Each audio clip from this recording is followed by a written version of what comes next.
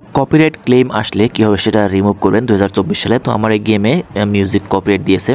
তো আমি ক্রোম ব্রাউজারে গিয়ে তো ওই ভিডিওতে ক্লিক করবো। এখন দেখুন কপিরাইট অপশন লেখা আছে, কপিরাইট। তো এইখানে ক্লিক করলে সি ডিটেলস অপশনে ক্লিক করব।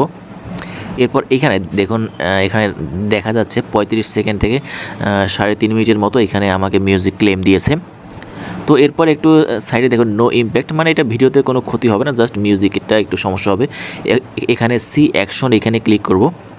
ক্লিক করার পর এখানে উপরের অপশনে ক্লিক করব ইরেজ সং, বিকজ এর বাইরে যদি আপনি ক্লিক করেন সেক্ষেত্রে দেখা যাবে যে আপনার ভিডিওতে যদি কোনো আপনি কথা বলে থাকেন সেটাও আপনার রিমুভ হয়ে যাবে। আর এই জন্য আপনি জাস্ট ইরেজ সঙে ক্লিক করবেন, তাহলে শুধু ব্যাকগ্রাউন্ডের যে মিউজিকটি আছে সেইটুকুই রিমুভ হয়ে যাবে।